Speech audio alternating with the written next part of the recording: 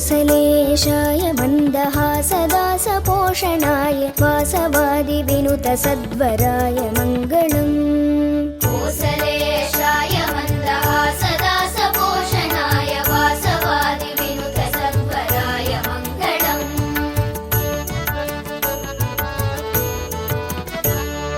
चारुकुङ्कुमोऽपेतचन्दनादिचर्चिताय हारकटकशोभिताय भूरि मङ्गलम्। चारुकुङ्कुमोऽपेतचन्दनादिचर्चिताय हारकटकशोभिताय भूरि मङ्गलम्।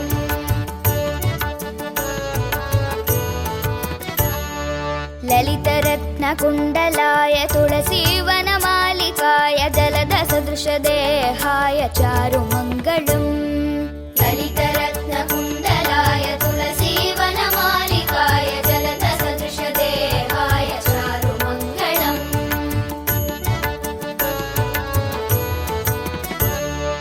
देवकीसुपुत्राय देवदेवोत्तमाय भावज गुरुवराय भव्यमङ्गलम्। देवकीसुपुत्राय देवदेवोत्तमाय भावज गुरुवराय भव्यमङ्गलम्।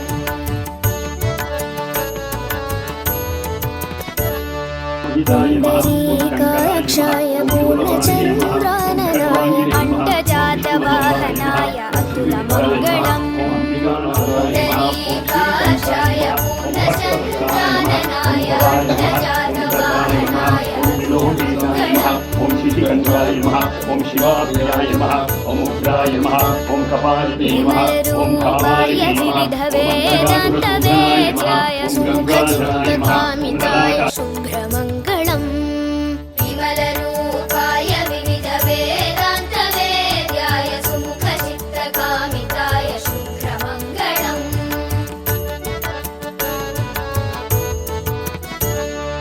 रामदासाय मृदुलहृदय कमलवासाय स्वामी भद्रगिरिवराय सर्वमङ्गलम्।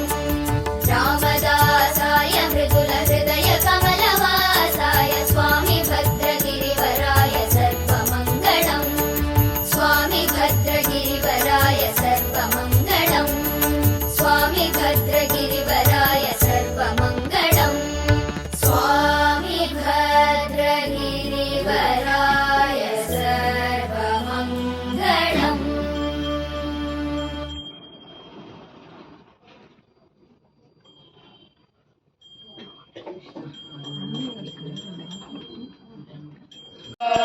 अग्नये सप्तपदयं नमः। अथ पूर्णाहुतिः।